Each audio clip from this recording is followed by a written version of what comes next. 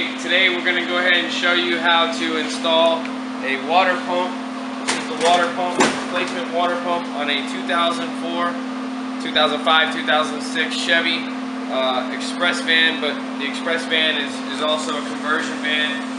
You know, it's got all the seating and everything inside of it. So first thing we're going to do is we're going to start off. We've already taken off, it's only 2 bolts, don't get all freaked out. Actually, it's only 1 bolt. We took off the reservoir. It's just this bolt right here. It's a number 10. We took it off and we set it aside. Now we're ready to go ahead and start taking everything else. First thing we're going to do is we're going to move the air intake right here. So we'll start that. Okay, now after you take out those screws in the air intake, go ahead and put them right back in where you got them, because you'll lose them really quick. Remove this little harness right here. It just comes right off. Cut that. Okay, so after you take off these 2 screws here, there's a clamp back there. You can see it. It's down there. Let me see if I can zoom in and focus for you.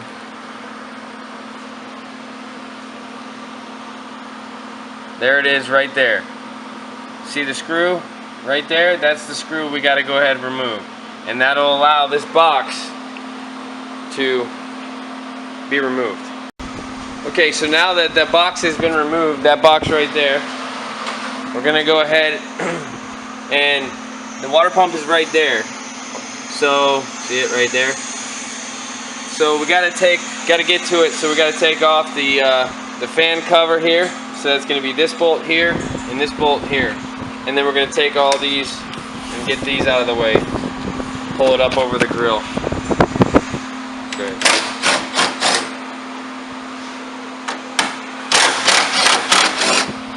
Remember to put your screws back where you got them, or else you'll never know where they went. On this cover here, where you just took off this bolt and this bolt, there's also bolts down there. You can see that one right there.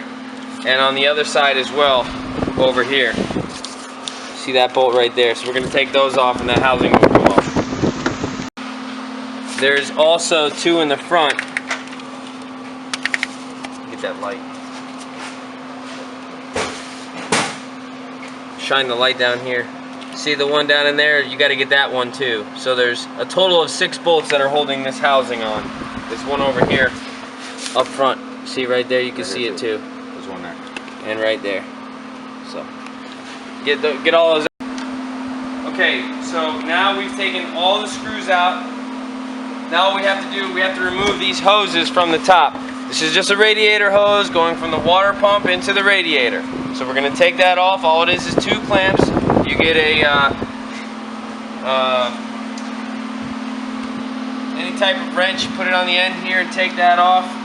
And take these hoses off too, so you can remove this shroud. You can go ahead. Alright, so we're pulling the shroud out now. Finally got it out. This clamp is a little bit tricky. They make tools for it. We didn't have that, so we had to use channel locks to pull it off. Anyways, now you can see we're getting more in depth down to where the fan is, and then inside behind that you got your serpentine belt, and your finally we can get to the water pump right there. So almost there. Alright, so we got to take this fan assembly off. So what you need to do is, we use a big channel lock. I mean, they sell special little fork wrenches to get in there. The nut is about this wide. I don't know, it's maybe 1 inch, maybe 1.25 inches, 1.5 inches, I don't know. That's on the back side of the fan. So all you gotta do is stick this in here like this, hold it together, and hit this with the wrench a couple times like that to break the wrench. Now we did this prior, so it's gonna come off a little easy. And all you gotta do is just spin this off. Be careful so it doesn't hit the radiator. And just take this and put it to the side. That's that.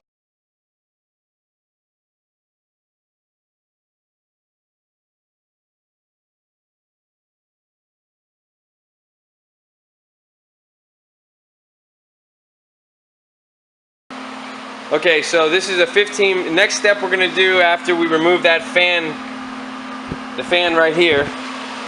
We're gonna go ahead and get a 15 millimeter, and we're gonna take this serpentine belt off, the fan belt, serpentine belt, whatever you call it.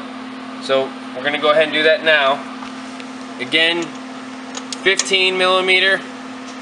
Pull it down, and then you pull this right off while you're pulling it down, and it'll come off. Now remember, we took a picture of how this serpentine belt is patterned along all the wheels and the pulleys. So make sure you do that. If you forgot or you don't remember, you can go ahead and email me on YouTube or text me. Do whatever you need to do, and we'll go ahead and we'll show you how to put that back on. But you know what? This belt probably could be replaced. So we'll go ahead and we'll replace it while we're in there. It's not that big of a deal, and the owner will be happy. Okay, so this belt all the way down there is also a little chummy. So let me get the flashlight. We're talking about that belt right there. You can see that it's going across right there. It's a little chummy, so we want to go ahead. So we're going to go ahead and release the tension down there right now. We're going to pull that little belt off there. And that's a 3/8 ratchet. Can you pull the belt? Or 1/4 inch, sorry about that. Okay, next thing we're going to do after we went ahead and took our serpentine belt off, we did get the one down there on the bottom off as well. We checked it, it's good. We're not going to replace it. Right here is your thermostat.